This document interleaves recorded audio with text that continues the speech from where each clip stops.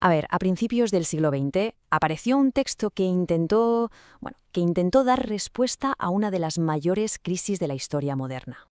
Y lo hizo de una forma bastante revolucionaria, conectando la fe directamente con la justicia social. Lo que vamos a hacer aquí es desgranar sus ideas principales, que, ya se verá, siguen resonando con una fuerza increíble hoy en día. Así que, vamos a ello. Y bueno, para que nos hagamos una idea de la urgencia que había detrás de este libro, lo mejor es empezar con las propias palabras del autor. Esta frase te mete de lleno en la época, ¿no? Un tiempo de cambios brutales, donde la crisis social no era un tema más en la lista, no. Era el gran problema, el desafío que lo eclipsaba absolutamente todo. Y claro, esa crisis tenía nombre y apellidos: la Revolución Industrial. Aquí es donde el autor empieza a construir su argumento. ¿Y cómo lo hace? Pues pintando un retrato muy, muy vivo del problema que, según él, su generación tenía que mirar de frente, sin excusas. La verdad es que la brutalidad de esta nueva era se resume en unas pocas ideas que son devastadoras. O sea, no hablamos solo de que los salarios fueran bajos, hablamos de la hambruna de trabajo, que es un concepto terrible, una nueva forma de miseria. Hablamos de que la competencia venía de tu propia familia, mujeres y niños trabajando por sueldos todavía más bajos. Y luego está esa frase que resume la desigualdad de una forma, es potentísima. Los salarios avanzan a pie, los beneficios van en el expreso. O sea, un sistema que ponía los dividendos por delante de las vidas. Un orden social tan ciegamente cruel como su propia maquinaria de acero. Claro, ante un panorama así, el autor lanza la pregunta que es, en realidad, el corazón de toda la obra. Pero, ¿cómo hemos podido llegar a esto? ¿Es que el desarrollo económico e intelectual ha ido tan rápido, tan rápido, que la moral se ha quedado por el camino?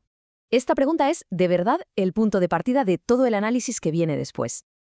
Venga, vamos a la segunda parte. ¿Qué hace el autor para buscar una respuesta? Pues algo muy interesante. Se va muy, muy atrás en el tiempo. Se va a las raíces mismas de la fe para intentar redescubrir lo que él cree que era su misión original. Y ojo, porque esta cita es la clave de bóveda de su argumento. Para el autor, los antiguos profetas ya lo habían dejado clarísimo. La religión, en el fondo, no iba de sacrificios ni de ceremonias, iba de bondad, de ética, de justicia en el día a día. Es que el contraste entre estas dos maneras de entender la fe no puede ser más bestia. Por un lado, tienes lo que los profetas decían que Dios quería de verdad: cosas concretas, acciones de justicia social, aliviar al oprimido, hacer justicia al huérfano, defender a la viuda. Y por el otro lado, ¿qué ofrecía la gente? Pues rituales, holocaustos, miles de carneros, ríos de aceite, cosas que, para el autor, estaban vacías si no iban acompañadas de lo otro. Este choque es fundamental para entender su punto. El corazón de la fe, su núcleo, siempre fue social. De hecho, el autor le pone hasta un nombre al enemigo número uno de los profetas. Lo llama él el mal gemelo. Y esto es muy importante porque no se refería a los pecados privados, individuales, como la pereza o la gula. No, el foco estaba en dos males que eran sistémicos: la injusticia y la opresión. Y esto nos lleva a un punto que es absolutamente clave. La crítica de los profetas era sobre todo económica y política. Iba directa contra la ansia de tierras de los poderosos, esa acumulación que dejaba a los campesinos sin nada. Iba contra la crueldad de un sistema que se aprovechaba de los más débiles. O sea, que su crítica no apuntaba solo al comportamiento de una persona, apuntaba a la estructura entera de la sociedad. Pero, claro, la pregunta es inevitable. Si esta era la misión original, ¿qué pasó por el camino? ¿Cómo se perdió todo ese impulso social? Bueno, pues aquí es donde el autor entra a explicar lo que él bautiza como la gran desviación. Y justo antes de explicar esa desviación, nos presenta una metáfora que es muy, muy potente. Pide que imaginemos la religión como una especie de fuerza hidráulica, como un torrente de energía descomunal. Si toda esa fuerza se consiguiera dirigir hacia la conducta, hacia mejorar la sociedad, su poder para transformar las cosas sería, prácticamente ilimitado. El problema, según el autor, es que toda esa fuerza se desvió.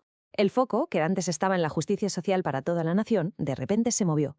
Pasó a centrarse en la salvación individual, en la pureza personal, en el más allá.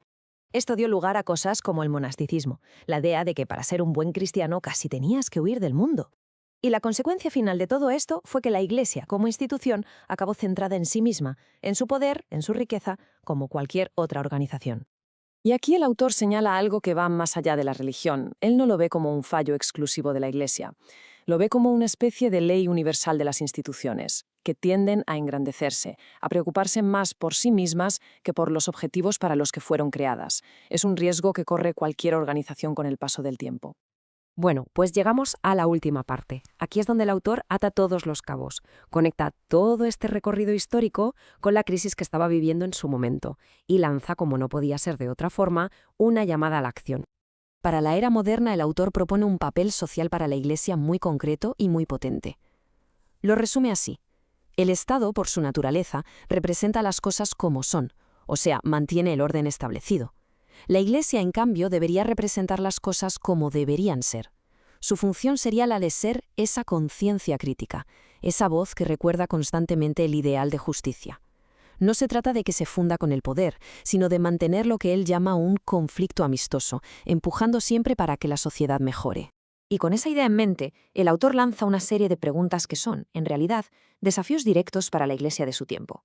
A ver, ¿tiene la Iglesia la fuerza para ir en contra de una injusticia social? ¿Puede de verdad superar su dependencia de los benefactores ricos y poderosos? ¿Está preparada para dar una enseñanza real sobre los deberes políticos y sociales, y no solo sobre la vida privada? Y quizá la más importante, ¿puede conseguir elevar las cuestiones sociales a un nivel religioso que se entienda que son parte fundamental de la fe? Y la conclusión a la que llega el autor pues es demoledora. Su respuesta a todas esas preguntas, en su época, era un no rotundo. Él acusaba a la Iglesia de haber creado una separación artificial entre lo religioso y lo político, de haberse retirado al ámbito privado y a la práctica haber abandonado la arena pública, dejando los problemas más graves de la sociedad fuera de su discurso. Y así llegamos a la pregunta final, la que este texto nos deja flotando en el aire hoy, más de un siglo después. En un mundo que es, si cabe, todavía más complejo, ¿pueden las antiguas tradiciones de fe, con ese llamado tan profundo a la justicia, ofrecer de verdad un camino, una guía para los desafíos que tenemos ahora? La pregunta, desde luego, sigue abierta. Y lo que está claro es que este texto nos obliga a pensar en ello, y su relevancia sigue siendo tan afilada como el día en que se escribió.